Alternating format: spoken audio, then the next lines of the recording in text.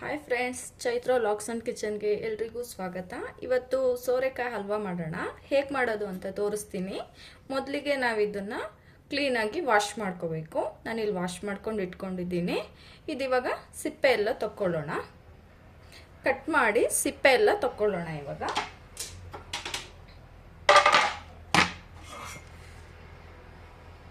Half cut ಮಾಡ್ಕೊತಾ ಇದ್ದೀನಿ, ಯಾಕೆಂದರೆ ಸಿಪ್ಪೆ ತೆಗಿಯೋಕ್ಕೆ ಸ್ವಲ್ಪ ಈಸಿ ಆಗಲಿ ಅಂತ.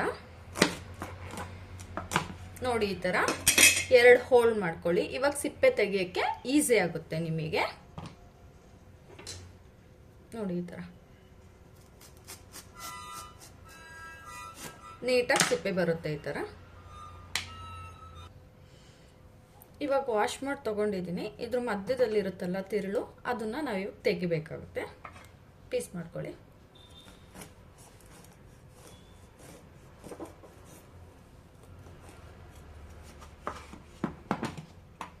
ನೋಡಿ, ಈ ಥರ ಇರುತ್ತೆ ತಿರುಳು. ಅದು ತಕ್ಕೊಳ್ಳೋಣ ಇವಾಗ ನಾವು.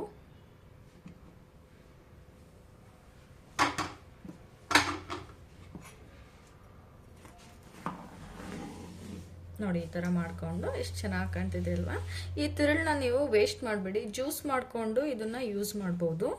ಮತ್ತು ದೋಸೆ ಹಿಟ್ಟು ರುಬ್ತಿರಲ್ಲ, ಅದು ಯೂಸ್ ಮಾಡ್ಕೋಬೋದು. ದೋಸೆ ಹಿಟ್ಟಿಗೆ ಹಾಕಿ ರುಬ್ಬಿದ್ರೆ ದೋಸೆ ಸ್ಮೂತಾಗಿ ಬರುತ್ತೆ.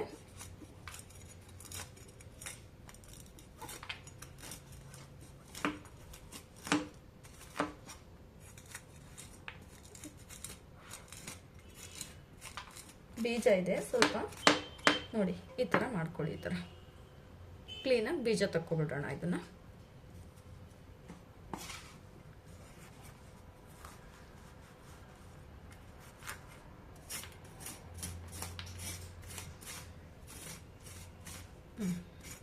ಇವಾಗ ನೋಡಿ, ಇದು ತುರಿಲಿಕ್ಕೆ ಸರಿಯಾಗಿದೆ. ನಾವು ಈ ಥರ ಮಾಡ್ಕೋಬೇಕು. ನೋಡಿ ಫ್ರೆಂಡ್ಸ್, ಇವಾಗೆಲ್ಲ ತಿರುಳು ತಕ್ಕೊಂಡು ಈ ಥರ ಮಾಡ್ಕೊಂಡಿದ್ದೀನಿ. ನೀವು ಈ ಥರ ಮಾಡ್ಕೊಳ್ಳಿ.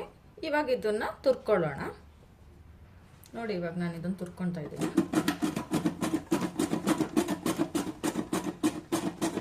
ಬೇಗ ತುರಿಬೋದು, ಸುಲಭವಾಗಿ ತುರಿಬೋದು. ತುಂಬ ಸಾಫ್ಟ್ ಇರುತ್ತಲ್ಲ, ಹಾಗಾಗಿ ಬೇಗ ತುರಿಬೋದು ಇದನ್ನು.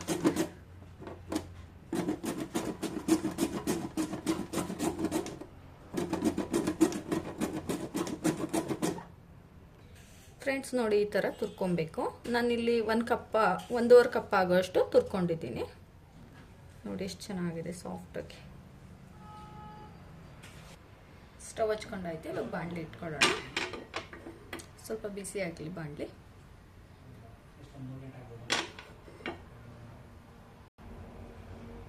ಬಾಣಲೆ ಬಿಸಿ ಆಗಿದೆ. ತುಪ್ಪ ಹಾಕೊಳ್ಳೋಣ. ನಾನಿಲ್ಲಿ 3 ಟೇಬಲ್ ಸ್ಪೂನ್ ತುಪ್ಪ ಹಾಕೊತಾ ಇದ್ದೀನಿ.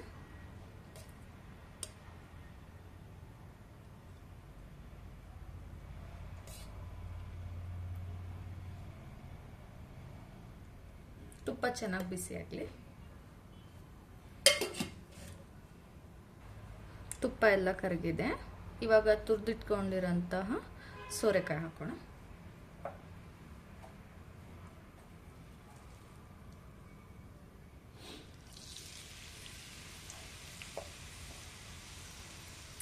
ತುಪ್ಪಕ್ಕೆ ಸೋರೆಕಾಯಿ ಹಾಕಿದ್ರೆ ಎಷ್ಟು ಚೆನ್ನಾಗಿ ಘಮ ಬರ್ತಿದೆ ಗೊತ್ತಾ?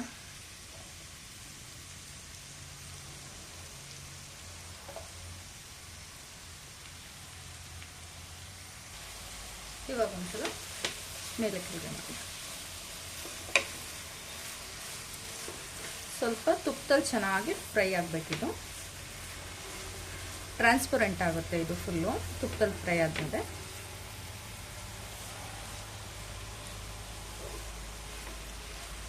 ನೋಡಿ, ಸ್ವಲ್ಪ ಕಲರ್ ಚೇಂಜ್ ಆಗ್ತಾ ಬರ್ತಾ ಇದೆ.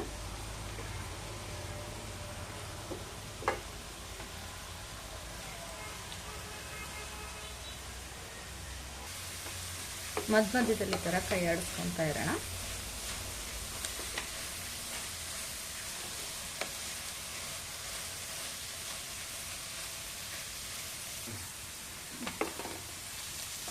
ನೋಡಿ, ಫ್ರೈ ಮಾಡ್ಕೊಳ್ಳಿ.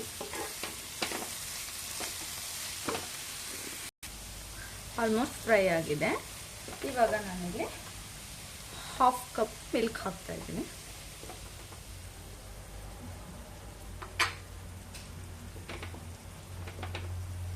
ಸ್ವಲ್ಪ ಕುಕ್ ಆಗಲಿ ಇದು 5 ಮಿನಿಟ್ಸ್ ಬಿಡೋಣ. ಇವಾಗ ಕುಕ್ ಆಗೋಕ್ಕೆ ಇದನ್ನು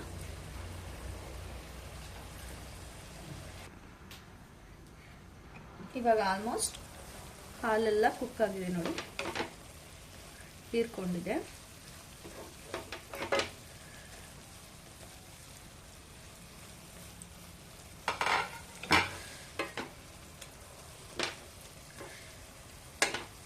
ಇವಾಗ 3/4 ಕಪ್ಪು ಶುಗರ್ ಹಾಕೊಳ್ಳೋಣ.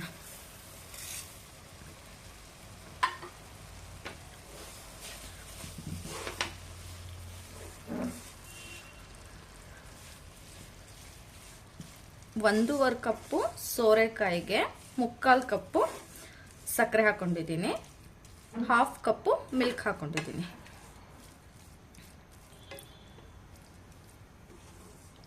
ಚೆನ್ನಾಗಿ ಮಿಕ್ಸ್ ಮಾಡ್ಕೊಳ್ಳಿ.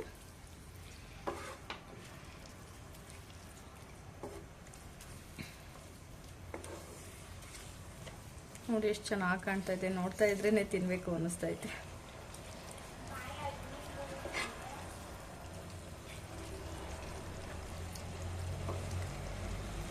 ಇವಾಗ ಲಿಡ್ ಕ್ಲೋಸ್ ಮಾಡಿ ಒಂದು 5 ಮಿನಿಟ್ಸ್ ಕುಕ್ ಮಾಡೋಣ. ಕುಕ್ ಆಗೋಕ್ಕೆ ಬಿಟ್ಬಿಡೋಣ. ಇವಾಗ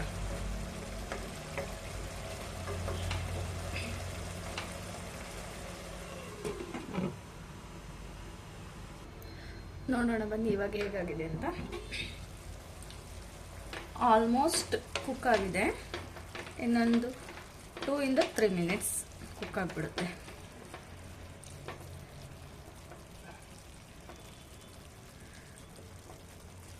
ಕ್ಲೋಸ್ ಮಾಡಿ ಕುಕ್ ಮಾಡಿಬಿಡೋಣ.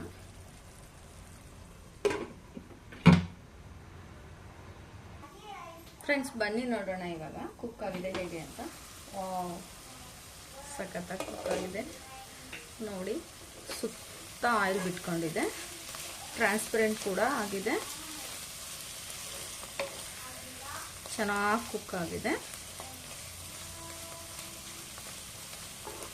ಎಷ್ಟು ಚೆನ್ನಾಗಿ ಅರೋಮ ಬರ್ತೈತೆ ಗೊತ್ತಾ, ಇವಾಗಲೇ ತಿನ್ಬಿಡೋಣ ಅನ್ನಿಸ್ತಾ ಇದೆ. ಫ್ರೆಂಡ್ಸ್ ಇವಾಗ ನಾನು ಇದಕ್ಕೆ ಡ್ರೈ ಫ್ರೂಟ್ಸಲ್ಲಿ ನಾನು ಅಕ್ರೋಟ್ ಹಾಕ್ತಾ ಇದ್ದೀನಿ. ಯಾಕೆ ಅಂದರೆ ಕಾಮನ್ ಆಗಿ ಎಲ್ಲ ದ್ರಾಕ್ಷಿ ಗೋಡಂಬಿ ಎಲ್ಲ ತಿಂತಾರಲ್ವಾ, ಸ್ವಲ್ಪ ಡಿಫ್ರೆಂಟ್ ಆಗಿರಲಿ, ಮಕ್ಕಳು ಮತ್ತು ಅಕ್ರೋಟ್ ತಿನ್ನಬೇಕು ಅಂದ್ರೆ ಇಷ್ಟಪಡಲ್ಲ, ಸ್ವಲ್ಪ ಕಹಿ ಇರುತ್ತಲ್ವಾ ಅಂತ ಹೇಳಿ ಅದಕ್ಕೆ ನಾನು ಇದ್ರಲ್ಲಿ ಹಾಕ್ತಾ ಇದ್ದೀನಿ. ಸ್ವೀಟಲ್ಲಿ ಹಾಕಿದ್ರೆ ಅವ್ರಿಗೂ ಇಷ್ಟ ಆಗುತ್ತೆ ಮತ್ತು ತುಂಬ ಬ್ರೈನಿಗೂ ಒಳ್ಳೆಯದು. ಅದಕ್ಕೆ ನಾನು ಇವತ್ತು ಅಕ್ರೋಟ್ ಹಾಕ್ತಾ ಇದ್ದೀನಿ. ಬೇಕು ಅಂದರೆ ನೀವು ಗೋಡಂಬಿ ದ್ರಾಕ್ಷಿನೇ ಹಾಕೋಬಹುದು. ಹಾಕೊಂದ್ಸಲ ಮಿಕ್ಸ್ ಮಾಡ್ಕೊಳ್ಳಿ.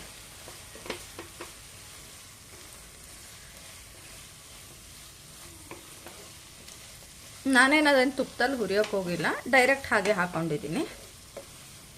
ನೀವು ಬೇಕು ಅಂದರೆ ತುಪ್ಪದಲ್ಲಿ ಹುರಿಬಹುದು. ನೋಡಿ ಇವಾಗ ಎಷ್ಟು ಚೆನ್ನಾಗಿ ಕಾಣ್ತಿದೆ. ಇವಾಗ ಸರ್ವ್ ಮಾಡೋಕ್ಕೆ ರೆಡಿಯಾಗಿದೆ.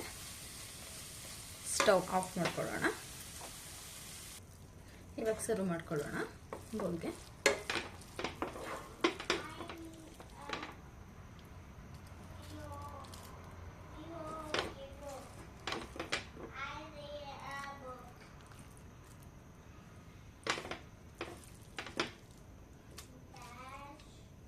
ನೋಡಿ ಫ್ರೆಂಡ್ಸ್, ಇಷ್ಟ ಆದರೆ ಲೈಕ್ ಮಾಡಿ, ಕಮೆಂಟ್ ಮಾಡಿ, ಶೇರ್ ಮಾಡಿ. ನನ್ನ ಚಾನಲ್ನ ಸಬ್ಸ್ಕ್ರೈಬ್ ಮಾಡೋದು ಮರಿಬೇಡಿ.